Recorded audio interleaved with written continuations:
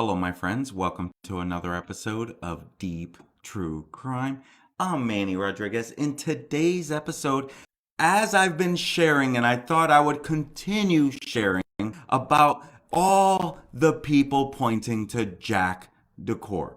Now, Jack is the ex-boyfriend of the Idaho student, Kaylee Goncalves, and this is where he's heartbroken and it's finally been shared for the first time. Basically, what he's feeling like. And so the ex-boyfriend of the victim, Kaylee Goncalves, who broke up with her boyfriend of 5 years, Jack, just 3 weeks before this quadruple incident, which has baffled police. And Jack DeCoeur was ruled out by police soon after the November 13th incident, but has been dogged by ridiculous conspiracies. That's what his aunt, Brooke Miller, said. She added, he's not only lost the love of his life, and what we all thought, and he probably thought as well, would be his future wife, get married and have kids and all of that. Miller told the New York Post half of America thinks he could be responsible for the killings. That's what she said. And that's what he's upset about. Half of America is pointing at him. This is exactly why I've been kind of defending him, because we don't even have enough information. You cannot just hear, even after I've continued to do videos around this about her family being 1,000% behind him and sharing. I get it. I'm not even faulting the people who are following this, who are kind of pointing him. What I am faulting is how open you guys are about pointing the finger at him. I get it. You might have a suspect in the back of your mind, but to blatantly go on social media, comment on my channel, how in your mind it's so obvious. If it was that obvious, wouldn't he already be arrested? I get it. 6 weeks has passed since Goncalves and the fellow University of Idaho students, Madison, Xana, and Ethan, were all stabbed in the bed inside the 3-story off campus, but cops have quickly ruled him out. And they probably even talked to him a second time. They just can't share all that information with us. They just can't.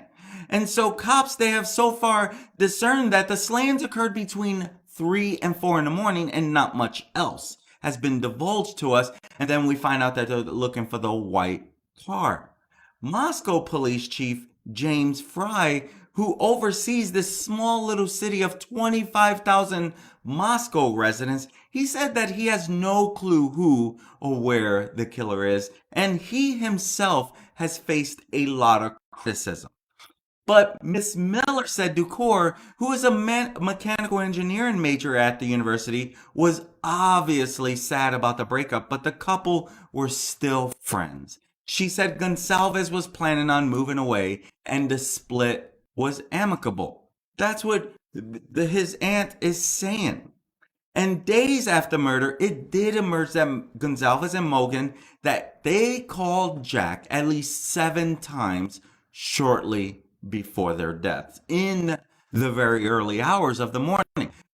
That, knowing that he received a lot of unanswered phone calls because he didn't answer them, knowing that 3 weeks before they broke up, I think those are a couple of the reasons why so many people are pointing to them. But let's be real. That's not enough to consider someone guilty. That's not enough at all.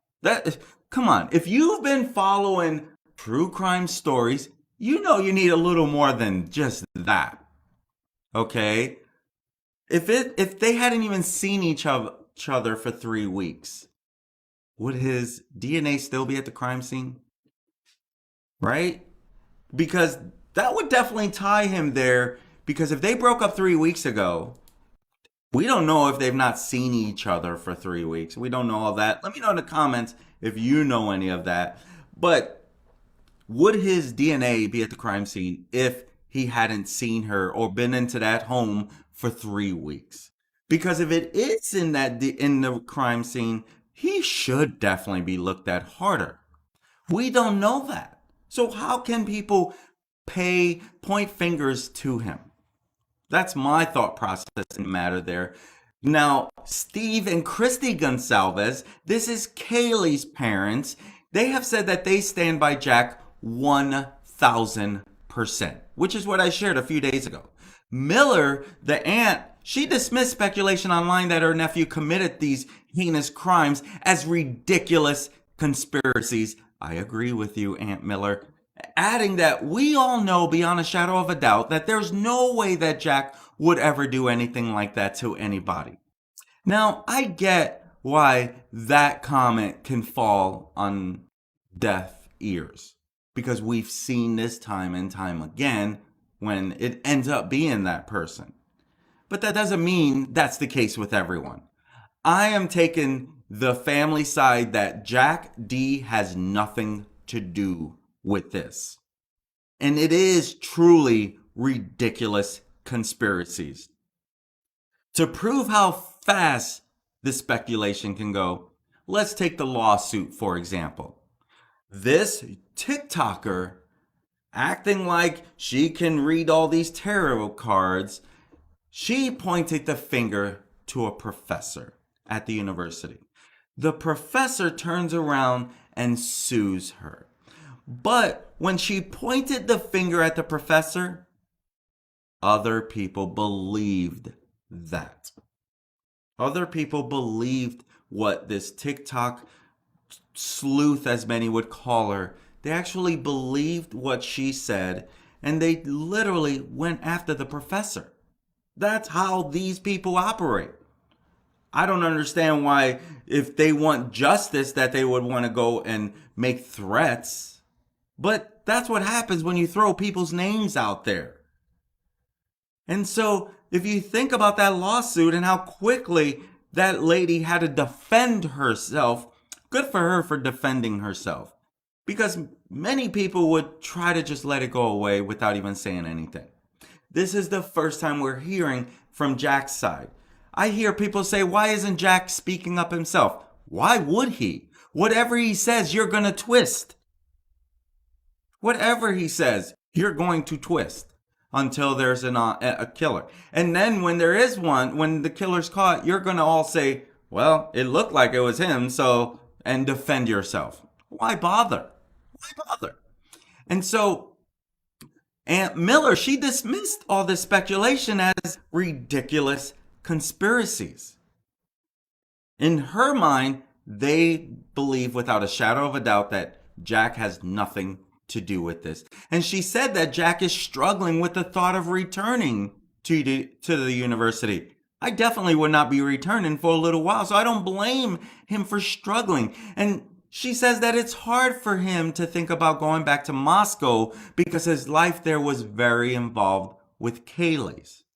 Now, Aunt Miller's also the one that set up the Give, Send, Go fundraiser to collect $20,000 to help the Goncalves family fund a private investigator and legal team to help solve the case. Now, we do know that they did hire an attorney, and he's right away going to work. And they're trying to get more information. From my understanding, each family member has a liaison who is supposed to keep them connected to the case in whatever little way that they can share. But truth is, the last thing that this family, that the community, that people want is that this case becomes a cold case. That is the last thing. As one of the former tenants, he shares that this home was a creaky old property. And so he was suggesting that the victims may have heard the killer enter the house because every footstep can be heard in this creaky old property. And each floor, as we know, has 2 bedrooms and a bathroom. There's a first floor, second floor, third floor. Alternator, who graduated in 2022, he lived in a bedroom on the second floor of the house, directly above one of the first floor bedrooms. And he described this past Friday how tenants could hear footsteps resonate throughout virtually every part of the house. So that's why he feels like, he feels like someone should have heard something, basically. And he even added to ABC News, you can't walk up any of the stairs or any of the floors without everybody in the house knowing it. Which actually is a bombshell if you think about it, because that is big. Out of six people, there's no way that the killer just started killing one by one and got through four before no one heard anything. My guess is there was movement during one, and then that movement is what led to where they were found. We don't know that information either. But if you got in through the sliding door on the second floor, you should be able to hear some creaking through the home. But at the same time, this was very well known to be a party home. So if the girls in the first floor hear anything upstairs, they're thinking, well, someone else is over to party, or someone else is over to meet someone else, right? It's not out of the ordinary. There's so many theories that can be placed around this. I'm just theorizing myself at this moment as to what could have played out in this particular thing. I like how someone shared in the comments a while ago they like theories. Theories are good to help, but when you're pointing fingers is where the theories go too far. When you're publicly pointing fingers, should I say. But the former tenant, he said that he and his roommates were used to the noises and eventually learned to tune them out, which could very well be the case here. Because you're talking about moving in June 5th, and you're talking about this happening on November 13th. That's plenty of time to get used to stuff. Which makes sense. If this is the type of content you like to follow, hit that subscribe button, click on that like, and hit that notification bell. That way you get notified whenever I go live or I share content that you may want to keep following.